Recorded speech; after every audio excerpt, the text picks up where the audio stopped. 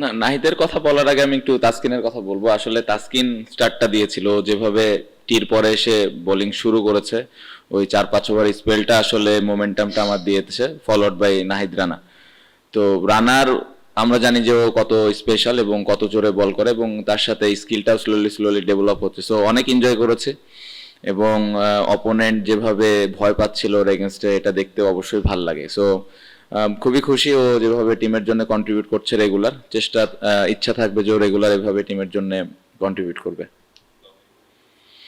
না, আমার মনে হয় যে ব্যাটিং এ আমরা সকাল থেকে ক্লিয়ার ছিলাম আমরা কি করতে চাই। আমাদের অনেস্টলি ইচ্ছা ছিল আরো 15-20টা রান করার, বাট সামটাইমস আমার মনে হয় যে এরকম ব্রেভ ডিসিশন নেওয়াটাও জরুরি। টেস্ট টিমটা আমরা স্লোলি স্লোলি গ্রো করতেছে, ওপরের দিকে যাচ্ছে আমার মনে হয়। সো আমরা একটু সাহসী সিদ্ধান্ত নিয়েছি।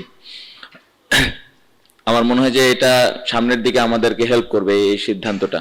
আহ, তারপরে আমি বলবো যে এই সিদ্ধান্তটা নেওয়ার পেছনে আসলে কারণটা হলো আমাদের যে বোলিং অ্যাটাকটা আছে, যে 5টা বোলার আমরা এই ম্যাচে খেলেছে, তো সবাই স্কিলফুল এবং সবাই ভালো বল করেছে। আমার মনে হয় এই ইনিংসে মিরাজ যেভাবে স্টার্ট দিয়েছে, তাসকিন যেভাবে প্রথম উইকেটটা নিল, ওইখান থেকে মোমেন্টামটা পাওয়া। তারপরে আমার মনে হয় যে তাইজুল ভাই মিডল ওভারে দারুণ বোলিং করেছে, ফার্স্ট ইনিংসে অতটা অপরচুনিটি পায়নি বোলিং করার।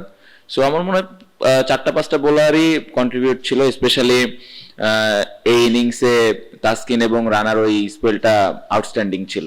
না, খেয়াল করার কিছু নাই, ওরাও জানে যে আসলে রানাকে বাউন্সার মারলে আবার বাউন্সার খাইতে হবে। সো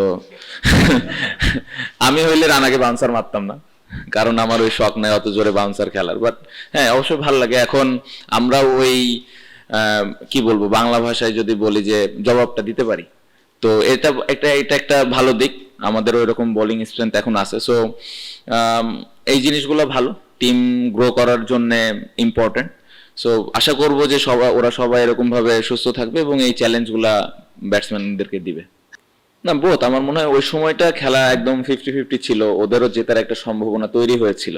তো ওই সময় আমি একটু in and out field placement করেছিলাম, এবং একটা প্ল্যানই করেছি যে কিভাবে রান ছাড়া আমরা বল করতে পারি। কারণ একটা জিনিস ছিল যে এই উইকেটে অনেকক্ষণ ডিফেন্স করে থাকাটাও ডিফিকাল্ট। সো আর আমাদের যে স্কিল আছে, আমি মনে করেছিলাম যে কয়েকটা ভালো বোলিং পার্টনারশিপ যদি আমরা করতে পারি, তাহলে আমরা উইকেটের অপরচুনিটিজ আসবে এবং নতুন ব্যাটসম্যানের জন্য এখানে ব্যাটিং করাটা কঠিন হবে। সো ওটাই প্ল্যান ছিল, বাট ব্যাক অফ দ্য মাইন্ডে অবশ্যই ছিল যে এখান থেকে যেন ম্যাচটা ওরা বের করে না নিতে পারে। সো ফিল্ড প্লেসমেন্ট নিয়ে ওই জায়গাটাতে একটু আমরা কেয়ারফুল ছিলাম। দু একবার, খুব কম খুব কম। আগে হয়তো একটু বেশি প্রয়োজন হতো, এখন আস্তে আস্তে শিখছে, আস্তে আস্তে করছে। আর সামটাইমস আমি ইচ্ছা করে যাই না, কারণ ওই নিজের আন্ডারস্ট্যান্ডিং থেকে বল করাটাই ইম্পর্টেন্ট, যেটা ওর ভবিষ্যতে কাজে দিবে এবং ও নিজে থেকে শিখবে। সো আমার মনে হয় যে এই জায়গাটাতে ওর আর আমার কম্বিনেশনটা সোফার ভালো আছে, যে কখন আমার যাওয়া লাগবে কখন যাওয়া লাগবে না।